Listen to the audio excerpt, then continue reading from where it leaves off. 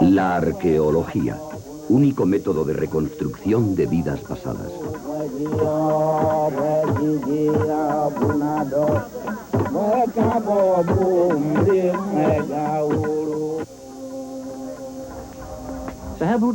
De esta manera vivía la gente en Europa en la tardía Edad de Piedra, hace unos 4 o 5 mil años, en grandes casas de madera construidas sobre palos con paredes de material vegetal. Pero, ¿qué más podemos saber sobre los que vivían aquí? Bienvenidos a esta serie de arqueología moderna, verdaderamente original. En 6 programas trataremos de describir a hombres y mujeres a través de los hallazgos arqueológicos, su modo de vivir y de pensar. Vamos literalmente a lograr que nuestros ancestros vuelvan a la vida, a través de un viaje en su compañía en el tiempo y en el espacio, rastreando pueblos que aún viven en nuestra época de la misma manera que en una lejana Edad de Piedra.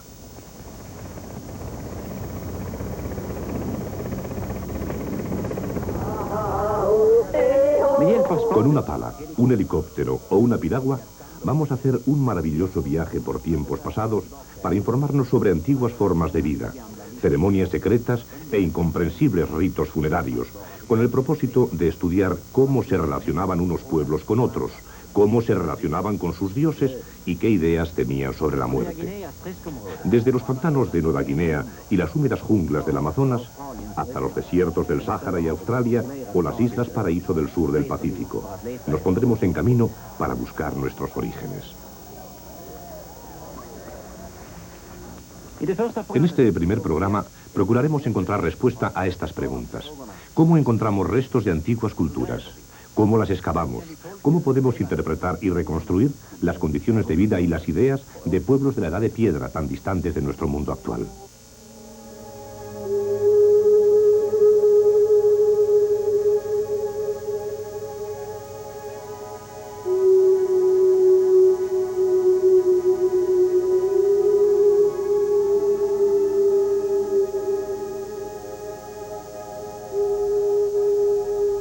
Desde hace casi 4 millones de años, el hombre se ha configurado como un ser único. Durante este largo periodo, se ha procurado su caza, su pesca y recogido sus vegetales. En la oscuridad de las cuevas, en el sur de Francia, los más antiguos tesoros artísticos del mundo revelan que la cosa más importante para el hombre de la Edad de Piedra eran los animales.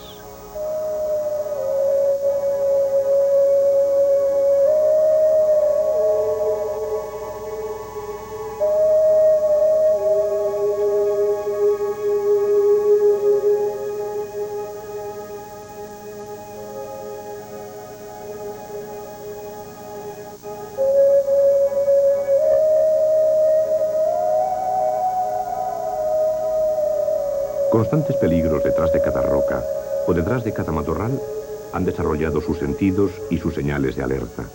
Y tanto mental como físicamente, el hombre es una especie perfecta para sobrevivir en una interacción natural biológica con la naturaleza.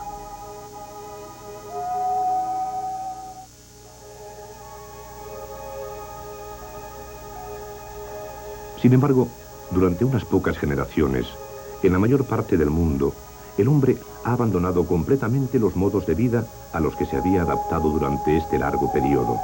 Y la mayoría de los hombres occidentales no podrían sobrevivir si fuesen colocados en un desierto, sin atender a su necesidad de gran variedad de alimentos.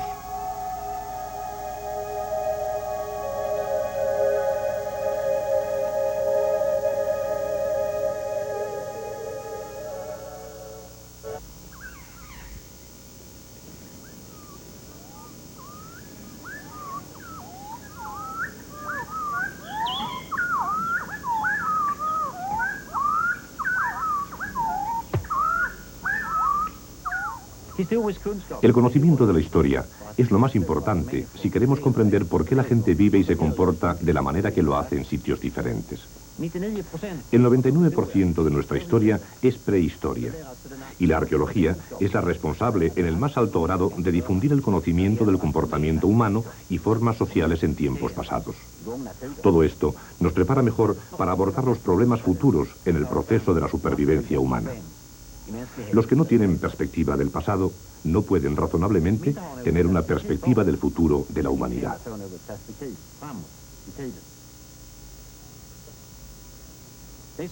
De esta forma, encontramos a nuestros antepasados. Esta joven vivía en la isla de Gotland, en el mar Báltico, hace 5000 años. Tenía unos 22 años cuando murió. Por entonces ya había dado a luz un par de hijos. Por los hallazgos de anzuelos y de arpones en su tumba, sabemos que ella empleaba la mayor parte de su tiempo en la pesca, como hacen hoy las mujeres de los pueblos cazadores. Así, conocemos muy bien un montón de cosas sobre este individuo en la Edad de Piedra. Pero, ¿cómo podríamos captar en su totalidad la comunidad en que vivía? Comencemos con un viaje a la vida de la Edad de Piedra. Ella es una imagen de la Edad de Piedra y todavía es la más viva. Cuando miramos más allá de sus ojos se establece un vínculo con el pasado.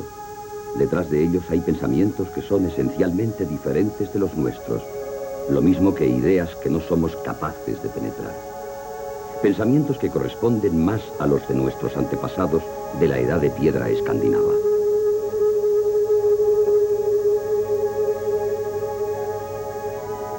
No es que sus pensamientos fueran más primitivos que los nuestros, solo son diferentes. Ella jamás ha sido maltratada por su marido, y pegar a sus hijos es algo inconcebible para ambos esposos. Sus hijos jamás le han robado o abusado de ella. Su libertad todavía es completa. Crímenes, rapiñas o vandalismo le resultan algo desconocido. Ella no sabe que lo que come posee todas las cualidades alimenticias. No es consciente del hecho de que el aire que respira es todavía limpio y de que sus hijos probablemente nunca se verán afectados por enfermedades cardíacas o vasculares o por el cáncer. Y es felizmente inconsciente del hecho de que en otras partes del mundo millones de niños maltratados claman cada noche para dormir.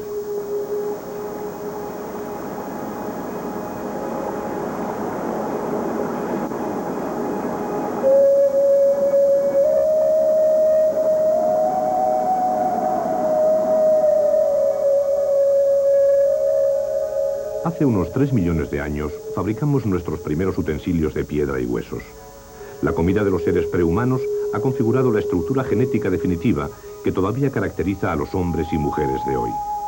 Pero durante estos millones de años, la comida del hombre ha estado compuesta por alimentos sustancialmente diferentes a los del hombre actual. Solo durante los últimos 8000 años ha cultivado plantas y los animales domésticos se han convertido, lenta pero inexorablemente, en la parte más importante de su dieta. Durante los últimos 200 años hemos abandonado por completo los hábitos dietéticos de nuestros antepasados, como resultado del surgimiento de la sociedad industrial.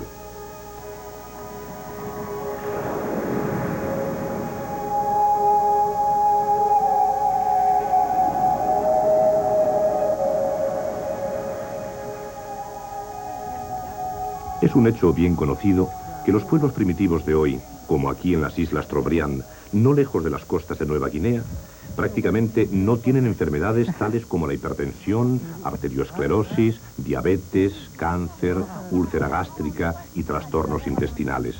Y después de todo, solo en estos pueblos encontramos un paralelismo con la dieta de nuestros antepasados.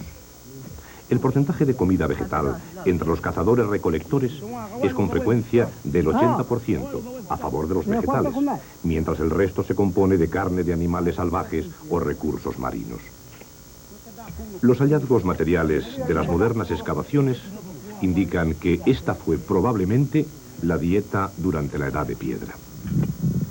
Además, las plantas silvestres y los animales salvajes tenían un valor nutritivo muy diferente de los vegetales cultivados y del ganado doméstico.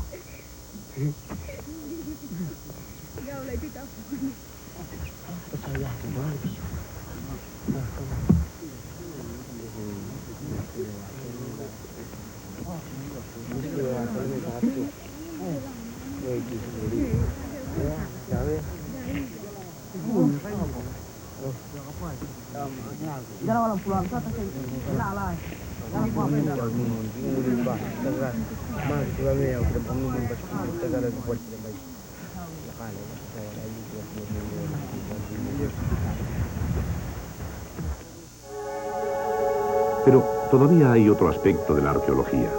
La arqueología es excitante.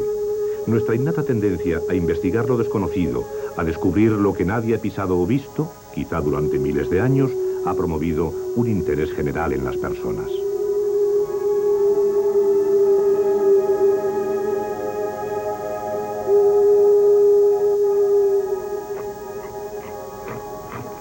Los materiales arqueológicos son una fuente incesante de conocimiento de los seres humanos que nos han legado sus asentamientos o tumbas, y es siempre una experiencia fascinante abrir un nuevo yacimiento cultural o una nueva tumba. La información recogida es única. Nadie ha tocado este material desde que fue dejado allí. Cada nueva excavación significa un importante conocimiento añadido que puede ser usado para una mejor interpretación de lo que sucedió allí alguna vez. Y consecuentemente, los objetos arqueológicos nos dan una imagen verdadera de la realidad, en un cierto lugar y en un cierto tiempo.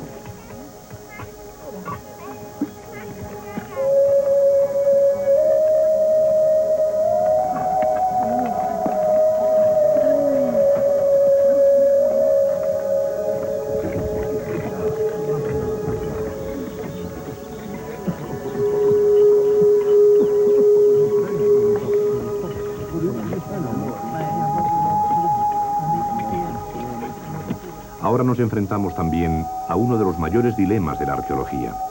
Los restos arqueológicos son como huellas en la arena. Solo una parte pequeña de lo que originariamente existía en el lugar ha sido conservada para la posteridad. La mayor parte, y claro está, la mejor, ha sido sacada para reutilizarla. No nos referimos a restos de sacrificios, a ofrendas enterradas en las tumbas y a la mayor parte de los objetos de madera, fibras u otros materiales orgánicos que por lo general se han destruido hace mucho tiempo. Tales objetos se han conservado solo en circunstancias inusualmente afortunadas. Si añadimos el dato de que muy pocos monumentos prehistóricos han sido excavados en su totalidad o encontrados enteros, uno puede pensar que la arqueología se enfrenta a una misión imposible. Podemos realmente interpretar los materiales arqueológicos con una relativa certeza para así poder reconstruir la manera de vivir de los pueblos y su manera de relacionarse unos con otros. Este es un palo de madera de la isla de Ambrim, en Vanuatu, en el archipiélago melanesio, uno de los lugares del mundo en los que podemos todavía encontrar comunidades que viven en la edad de piedra. Su función única es la de matar los cerdos que se ofrecerán en varias ceremonias, por ejemplo, a los espíritus de un difunto. Si hubiéramos llegado a este objeto por una excavación arqueológica realizada hoy, aunque hubiera sido conservado completo desde siempre, nuestras posibilidades de interpretar su función, simplemente por su observación, hubieran sido muy escasas.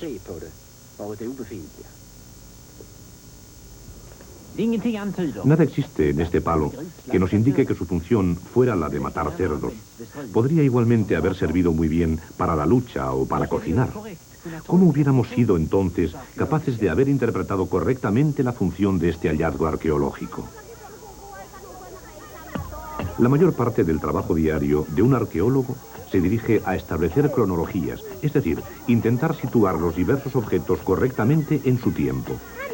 Pero de una serie de hachas de piedra catalogadas, pasar a entender cómo las usaban, cómo vivía la gente de la época y cómo funcionaban durante la edad de piedra, hay un largo trecho. Aquí vemos la fabricación de una tabla con una azuela o hacha de hoja curva en las islas Trobriand, en la Melanesia, una antigua técnica que aún perdura.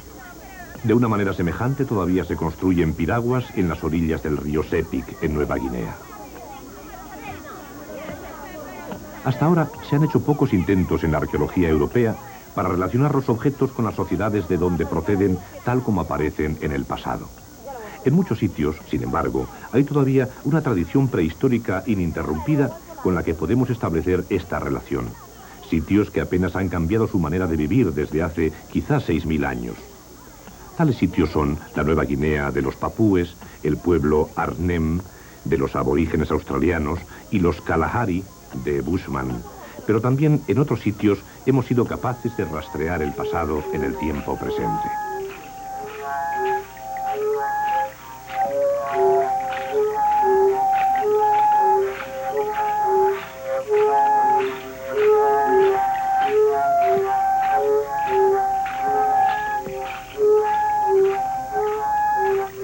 Los primeros hombres blancos en el norte de América, en los siglos XVI, XVII y XVIII, encontraron indios de piel roja viviendo en la Edad de Piedra. Pero hoy debemos ir al interior de Nueva Guinea para encontrar unas tradiciones semejantes. En el sur del Pacífico, James Cook y otros viajeros, a finales del siglo XVIII, fueron capaces de estudiar en detalle varias culturas de la Edad de Piedra.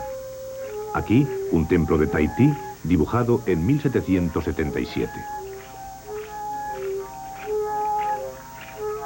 ¿Podemos aprender algo de estos restos de sociedades prehistóricas para interpretar nuestros propios descubrimientos correctamente? Preguntemos al doctor David Hart Thomas, del Museo Americano de Historia Natural de Nueva York. Esto no es fácil de saber, porque lo que nosotros realmente deseamos conocer es cómo han llegado los arqueólogos a estas conclusiones. Y para entender esto debemos averiguar los procesos empleados, es decir, cómo lo han hecho. Nosotros empleamos el término etnoarqueología para referirnos a esta manera de entender cómo entran los objetos en un registro arqueológico y cómo los arqueólogos les están dando un significado. Los etnoarqueólogos, pues, tienen diferentes métodos para sus clasificaciones. Usted puede encontrar a muchos que hacen trabajos de campo en Australia, en África o en Esquimo, en el norte.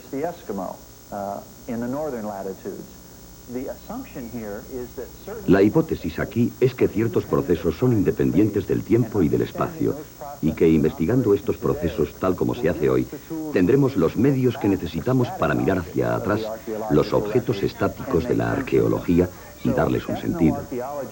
Así, los etnoarqueólogos están literalmente en toda la superficie de la Tierra, intentando comprender cómo operan determinadas tecnologías, cómo cumplen su tarea determinados pueblos y específicamente cómo trasladar estos datos a un registro arqueológico. En la isla Malaita, en las islas Salomón, las mujeres fabrican collares de pequeñas conchas perforadas y pulimentadas, la única clase de moneda que conocen. La muela que usan podría haber parecido casi la misma si hubiera sido empleada para moler maíz o para pulimentar utensilios de piedra.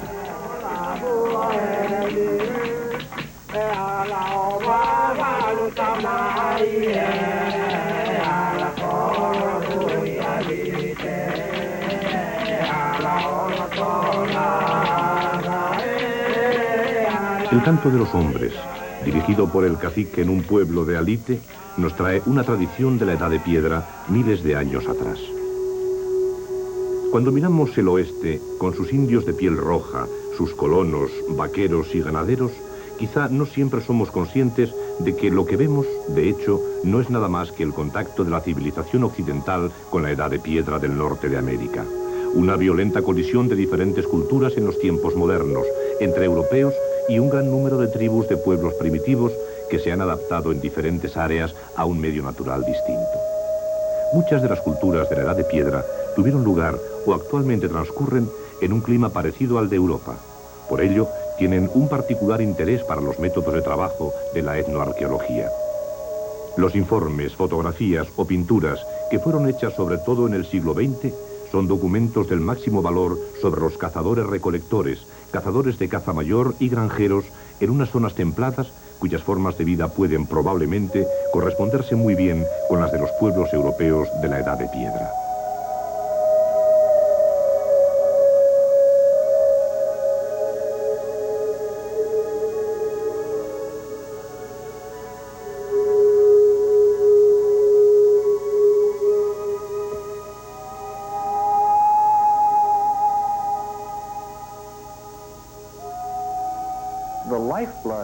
El alma de la arqueología, si estamos hablando del trabajo arqueológico de este siglo o del trabajo de campo actual, es la cultura material, los objetos. Un resto arqueológico es, de modo sorprendente, un pequeño objeto muy complejo sobre el que pueden contarse muchas historias. La percepción popular, al menos aquí en Estados Unidos, de este tipo de trabajo arqueológico es mirar a John Wayne sobre un vagón de tren en la frontera del oeste. Llegan los indios de todas partes disparando flechas y él sube al vagón del tren, se arranca una, la mira y dice: son indios Sioux. ¿Cómo conoce John Wayne que son indios Sioux? Bien, si prescindimos de la concepción de Hollywood sobre los indios y los vaqueros, ¿qué está haciendo realmente cuando se arranca la flecha y hace esa exclamación? Sencillamente está diciendo: en esta flecha hay ciertas características que me indican que ha sido fabricada por un determinado grupo. Aquí hay una hipótesis que está siendo elaborada ya sea por John Wayne, ya sea por un trabajo arqueológico en Egipto o por los trabajos que yo mismo estoy realizando en el desierto del norte de América. Mi propio trabajo de campo en las 2 últimas décadas ha sido estudiar un interesante grupo de pueblos que viven en los desiertos del oeste al norte de América. Esta es una de las últimas áreas de los Estados Unidos exploradas por blancos. El primer rostro blanco apareció en el Valle Monitor, área de Nevada, en 1859. Este es un contacto extremadamente tardío para cualquier lugar del mundo, pero especialmente para el oeste del norte de América. Y todavía los pueblos Southern son, antropológicamente hablando, de los más interesantes para recoger datos documentales.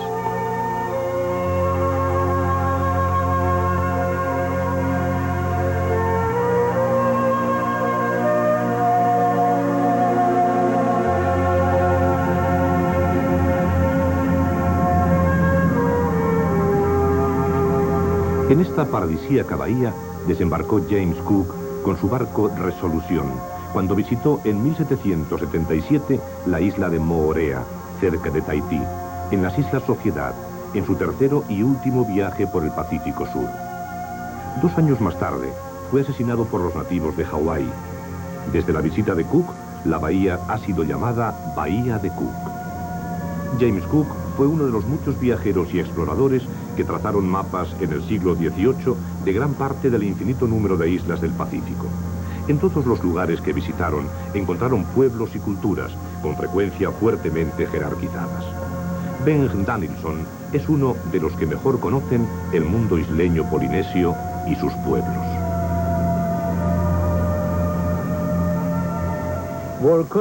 Nuestro conocimiento de las antiguas culturas polinesias de la Edad de Piedra procede de 2 fuentes.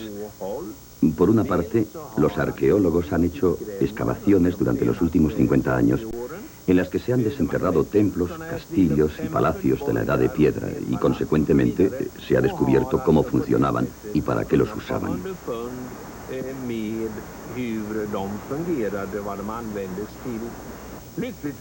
Afortunadamente, hay también otra fuente: las descripciones por testigos directos, por europeos que llegaron al Pacífico Sur hace 200 o quizá 300 años en muchos casos, y que nos contaron cómo vivían los polinesios.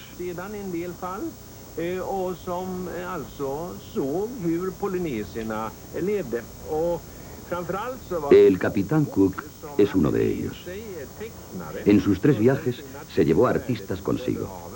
Uno de estos artistas era un sueco finlandés, asistente de Daniel Solander, uno de los discípulos de Carl von Linné, que legó a la posteridad una inapreciable documentación, con descripciones detalladas y unos dibujos exquisitos de templos al aire libre, ceremonias, ritos religioso-místicos y sacrificios.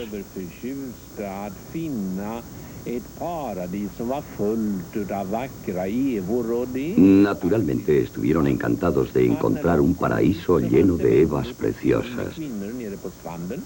Y sigue siendo verdad, ahora como entonces, que allí, en las playas, hay montones de chicas seductoras, como las que ellos llevaban al bosque para seducirlas.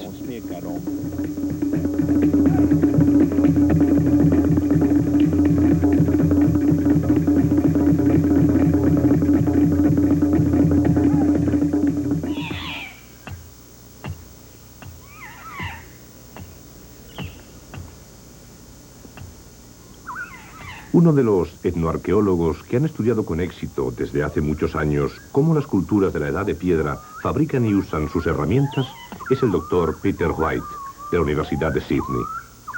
En 1964 comenzó un trabajo de campo en gran escala entre los pueblos Duna, en las zonas altas de Papúa Nueva Guinea, y sus resultados han cambiado totalmente nuestros puntos de vista sobre la clasificación de las herramientas de piedra entre los materiales arqueológicos. Por ejemplo, ¿Por qué ciertos objetos con idéntica función parecen diferentes en distintas tribus?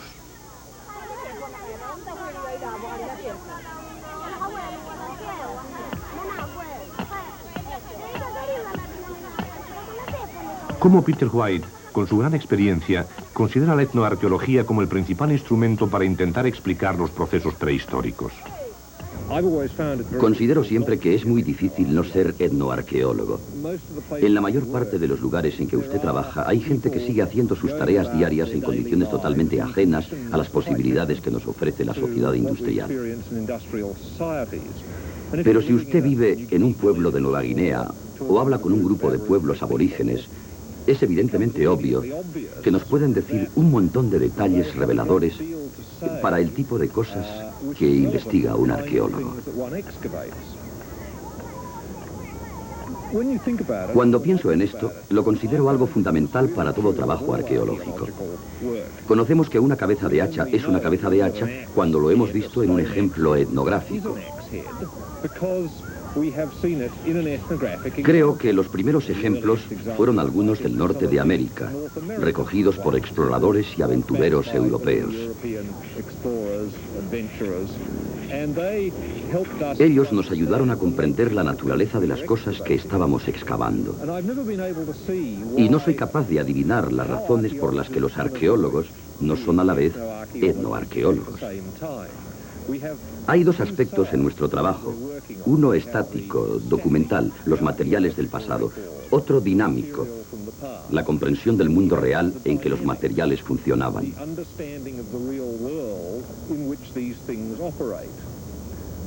La etnoarqueología es el método para entender cómo operaban las cosas que descubro en mis excavaciones.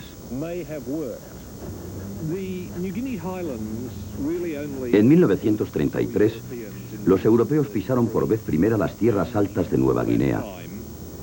Hasta ese momento había pueblos que vivían literalmente en la edad de piedra.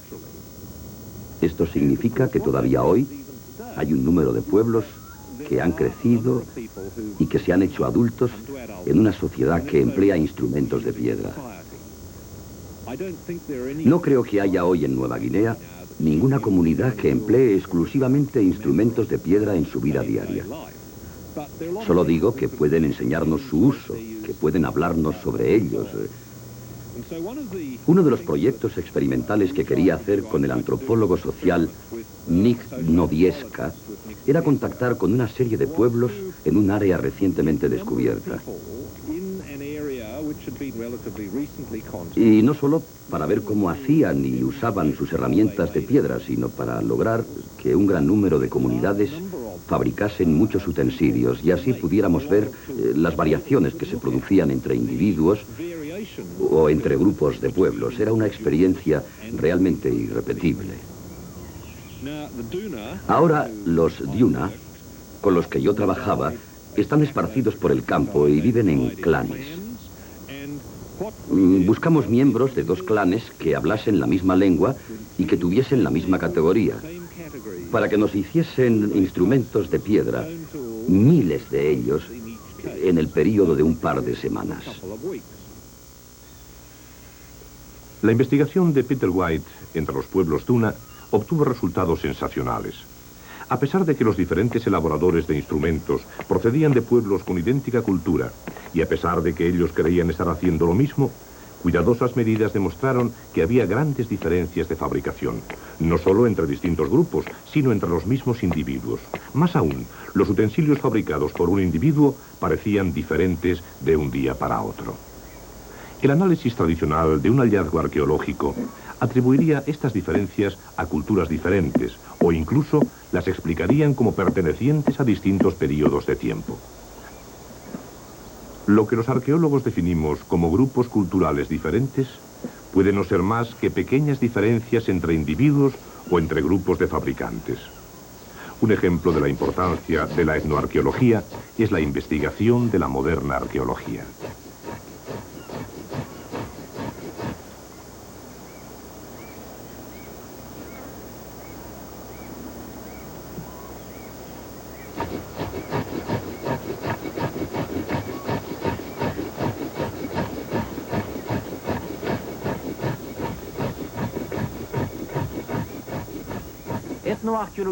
La etnoarqueología nos muestra los variados métodos de que disponemos para la reconstrucción de nuestra vida prehistórica a través de ejemplos sacados de sociedades correspondientes que existen hoy, aisladas de nuestra civilización. La arqueología debe, por tanto, estudiar los pueblos de la Edad de Piedra de nuestros días para penetrar en su pasado. En otras palabras, crear lazos con el pasado a través de procesos sociales vivos. Procesos que son esenciales en nuestros intentos de salvar las distancias que hay entre los materiales arqueológicos silenciosos y la sociedad a la que pertenecían, que como en Europa, por ejemplo, están a más de 5.000 años de distancia en el tiempo.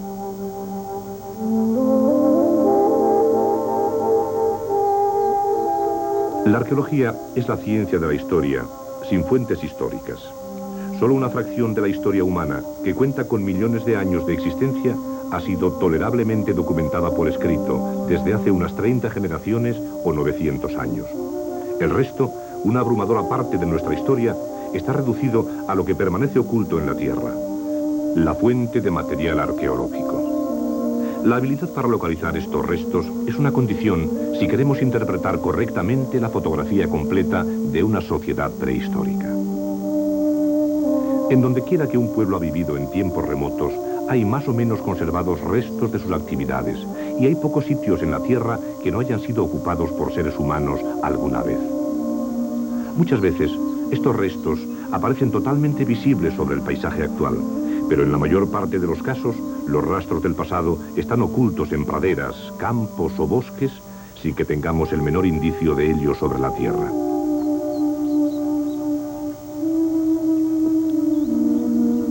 ¿Quién podría pensar que este prado, en el que pasta un rebaño, oculta uno de los mayores asentamientos de la Edad de Piedra en Suecia? Sin embargo, la isla de Gotland, en el mar Báltico, contiene restos culturales y una docena de tumbas bien conservadas a 1 metro de profundidad.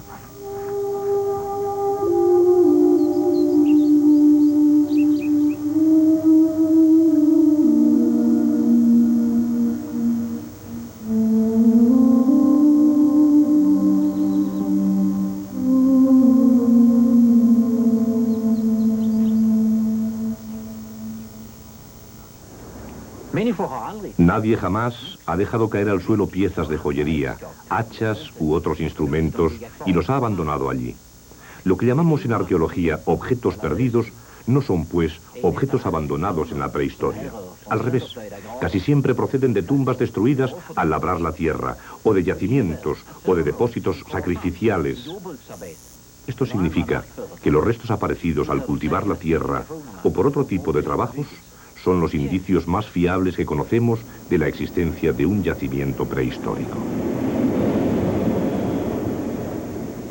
A causa de su carácter fortuito, los objetos perdidos no pueden ser, sin embargo, la meta de un estudio sistemático. En su lugar, la fotografía aérea, la exploración por georradar u otros métodos electromagnéticos se usan para rastrear antiguos yacimientos invisibles.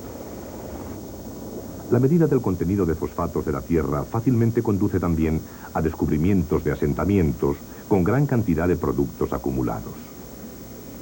Aquí vemos bancales de cultivo cubiertos de vegetación desde los primeros asentamientos en las islas de Hawái, desde el siglo VI, y recientemente la arqueología ha dado un paso hacia el espacio. Las fotografías por satélite que han sido puestas a disposición de los arqueólogos desde 1970 fueron tomadas por el Landsat. Esta foto fue tomada por infrarrojos sobre el noroeste de Irlanda y ha sido usada en un proyecto arqueológico sueco con el propósito de localizar áreas de asentamientos de poblaciones de la Edad de Piedra que construyeron hace unos 6.000 años las tumbas conocidas más antiguas del mundo con cámaras de piedra.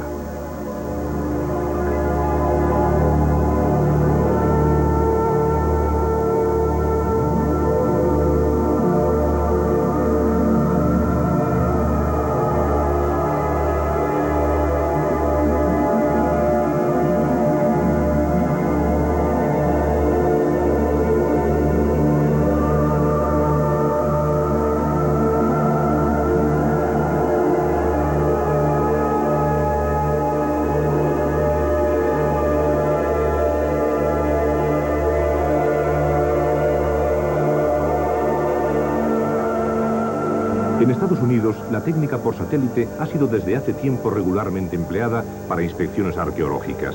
Esta fotografía del Landsat muestra una área de investigación en el Cañón Chaco, en las montañas rocosas, en la frontera entre Colorado y Nuevo México. Hasta hace 500 años florecía allí una rica cultura india, la cultura Anasazi. El valle fue abandonado a causa de una sequía producida por el deterioro del clima. Centros de grandes ceremonias con pistas circulares de danza, denominados kivas, indican que la estructura social debe haber estado fuertemente jerarquizada.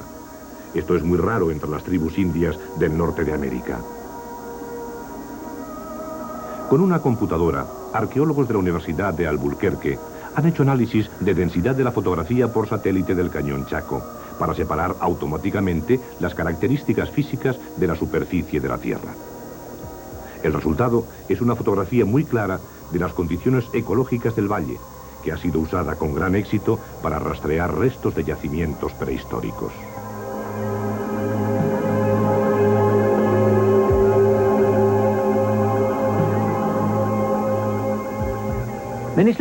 Hacia finales de los 70, se puso a disposición de la arqueología un avance todavía mayor en tecnología espacial. En 1981 fue introducida una técnica totalmente nueva para hacer fotografías de la Tierra, al ser enviados al espacio en la aeronave Columbia los satélites SEASAT y SER-A. Estas no son fotografías normales, sino una serie de ecos de radar que han sido transformados digitalmente en fotografías capaces de ser percibidas por el ojo humano.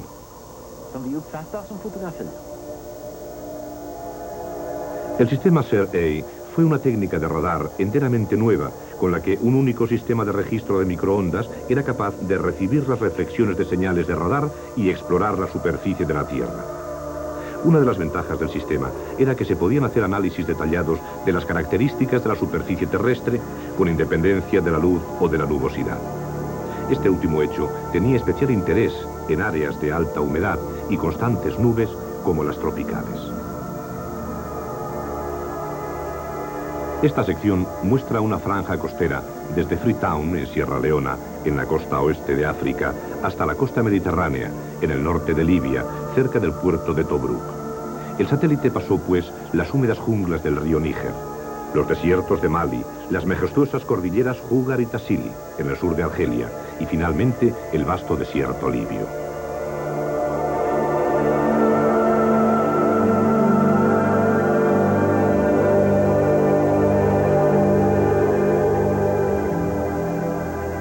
El proyecto fue un gran éxito para el laboratorio espacial, que había diseñado las dos técnicas de radar, el Jet Propulsion Laboratory, en el California Institute of Technology, en Pasadena.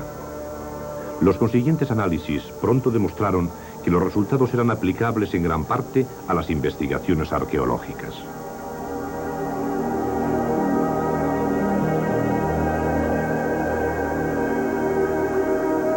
Una fotografía convencional Landsat del desierto de Selima, en el Sudán, y la misma zona con el SER-A. Las señales de radar han penetrado estratos de arena de 5 metros de profundidad y han revelado un gigantesco sistema hidrográfico seco con centenares de ramificaciones.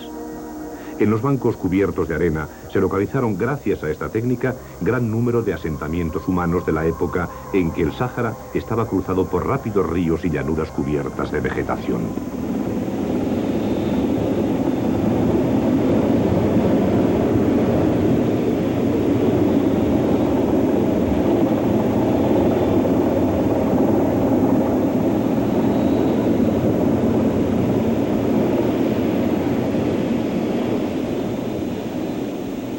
A 800 kilómetros de altura, desde los satélites espaciales, estamos más cerca de la Tierra que los aviones normales.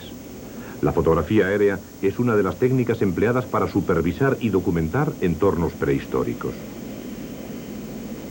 También se pensó muy pronto que en determinadas circunstancias podrían localizarse yacimientos prehistóricos desconocidos, y como consecuencia, la fotografía aérea se convirtió en la mejor técnica de exploración que se conoce.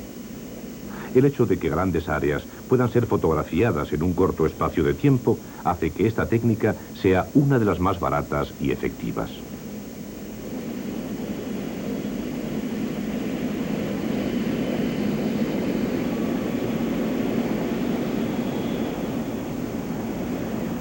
Con un filme de infrarrojos, tanto en color como en blanco y negro, indicaciones en el terreno invisibles al ojo humano pueden ser reveladas con claridad.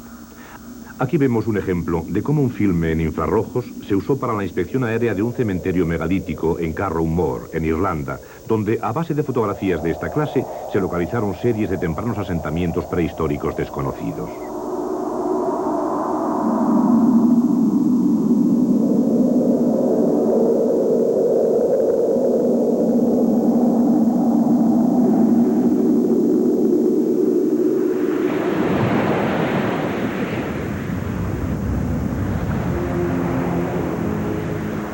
Rastrear nuestro pasado es un viaje en el tiempo y en el espacio.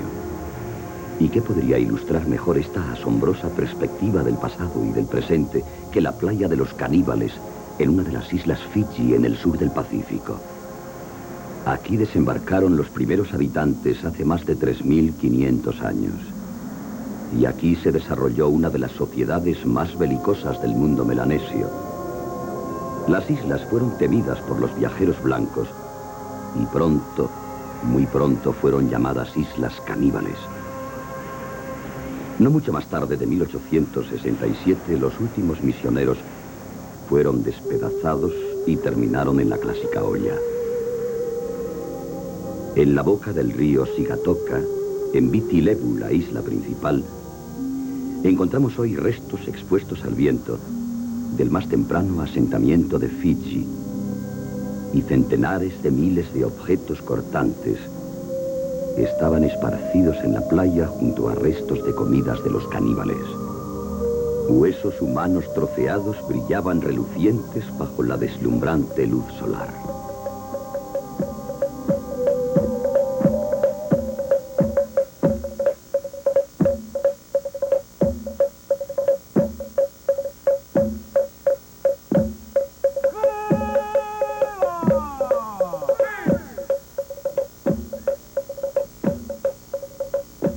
Antiguas tradiciones aún permanecen en muchos sitios.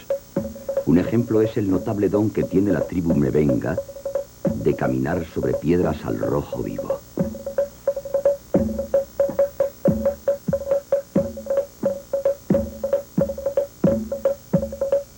Ningún médico experto puede explicar por qué las plantas resecas de los pies de estos hombres no se queman en el prolongado contacto con las piedras ardiendo. La respuesta es simple. Los dioses una vez concedieron este divino poder a Tuina Bingalite, el guerrero, porque salvó la vida de un dios espiritual al que encontró casualmente mientras pescaba anguilas. Y todavía hoy, los parientes de Tuina son los únicos que pueden, o les está permitido, realizar esta extraña ceremonia. Solo a través de la excavación de áreas como esta, en las que los restos arqueológicos pueden ser explicados por una tradición que sobrevive o que está documentada históricamente, podemos nosotros desarrollar también un método de comprensión de cambios culturales de nuestro propio pasado ya lejano.